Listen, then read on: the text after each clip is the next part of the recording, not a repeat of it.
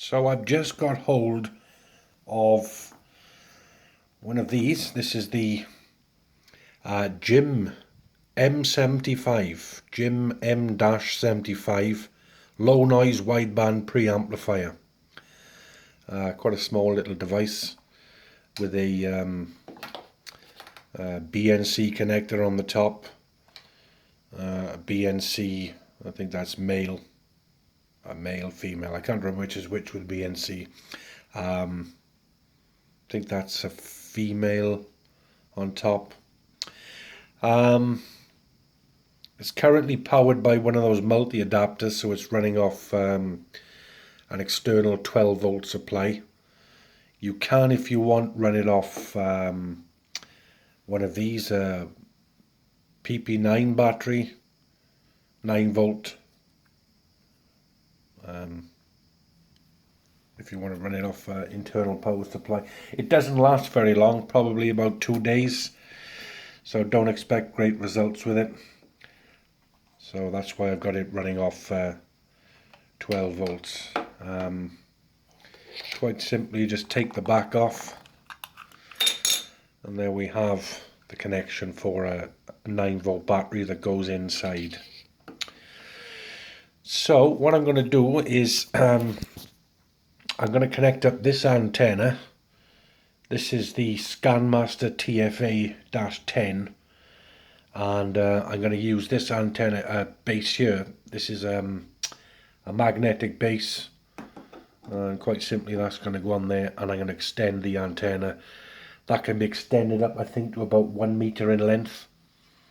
So I'm going to try it first to see what results we get on the frequency on this receiver. I'm going to use the Icom IC-R8600 to test the GaAs M-75 preamp. So I'll be back in a second. Just need to pause the video while I extend the antenna because I can't do it with one hand.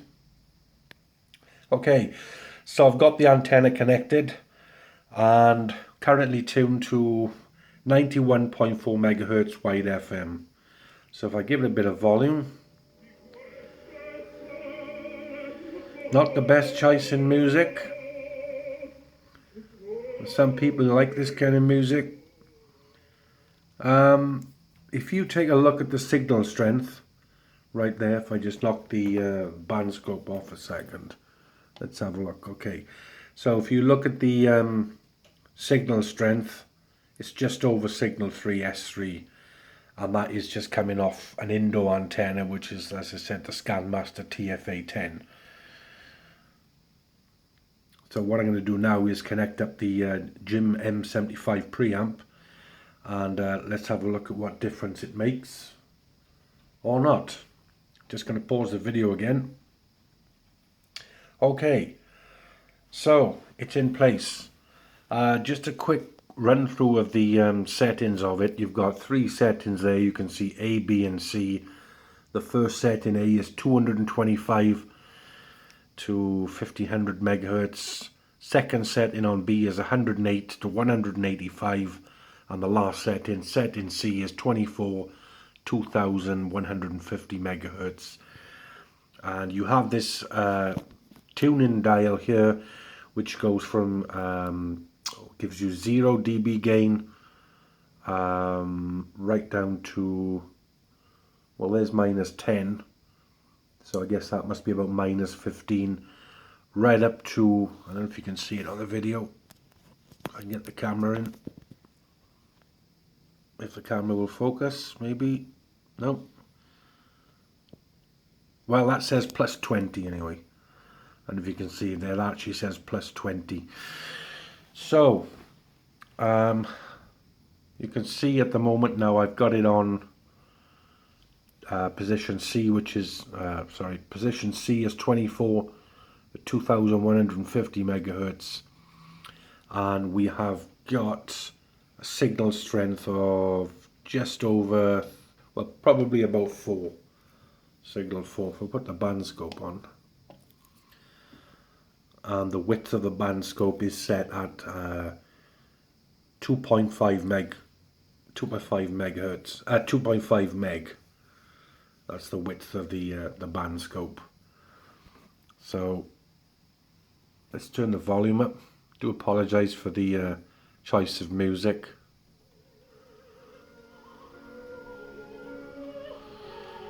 Okay, so if I now turn the gain from 0 right down to, I think, about -15, and if you watch the display,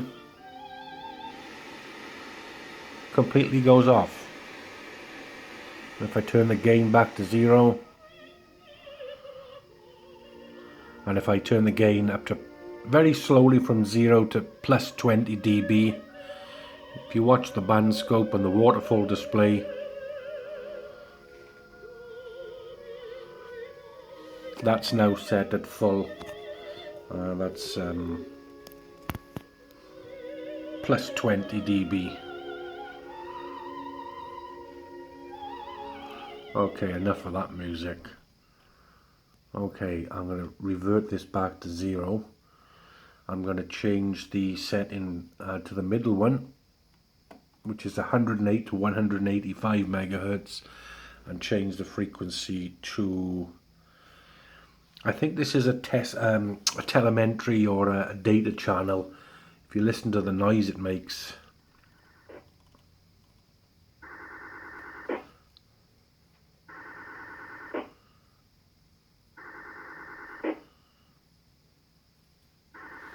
so if you notice there, you get a real strong signal which is coming in at probably a signal 8, and another one comes in at about a signal 2. There's the signal 2, and the strongest one is about a signal 8. Let's put the band scope back on. So like I said, it's on position, gain is on 0. So if I reduce the gain down, right down to its lowest, I think of -15.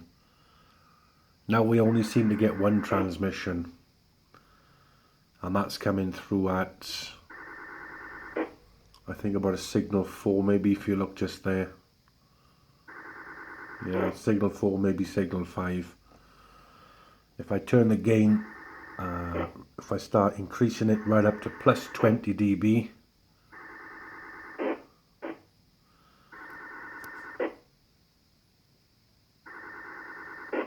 you can see now that the signal on the strongest signal goes way up past S9 into the red. You've got another signal coming in which is just breaking over 5, I believe, yeah. And I think there's a third signal coming in, about a signal 2.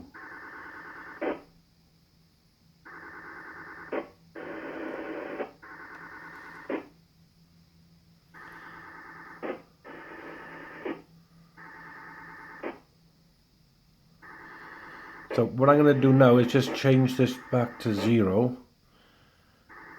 In fact, there's something else I want to show you. I'm just going to pause the video again. Okay, what I've done, I've taken the preamp off, and I'm just using the ScanMaster TFA antenna connected directly to the base.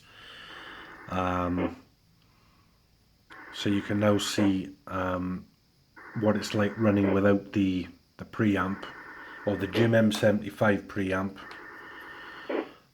But what I'd like to show you is this: if you press function and preamp, you can switch the preamp on. And now let's look at the strongest signal, which is coming in, I think it's signal 9. Yep, there's your signal 9.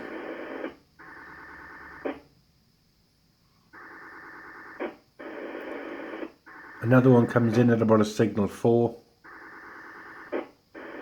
And one just breaks through at about signal 1. So the internal preamp of the Icom IC-R8600 is pretty close to the M-75.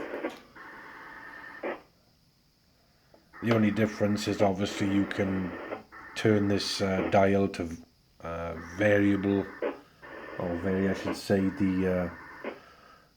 the gain. So that was the GaAs M-75 preamp. I don't know if I mentioned in the beginning, but GaAs actually stands for Japanese Information Medium. If you wanted to know that. Thanks for watching.